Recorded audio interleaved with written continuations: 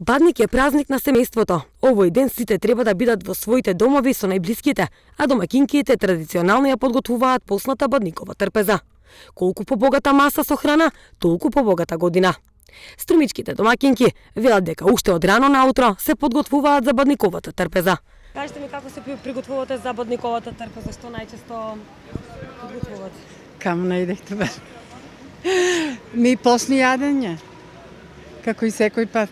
Од дома сме така научени од мајка, од свекрва. Компот, гравче, посно, лепче, сопаричка. Овоше од секое да има.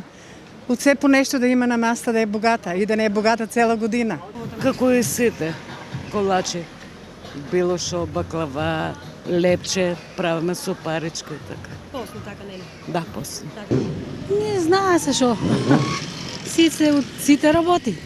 Најмногу тиква, баничка, правиме пугачка, супаричка, фасулче, кој орихче, кој и така.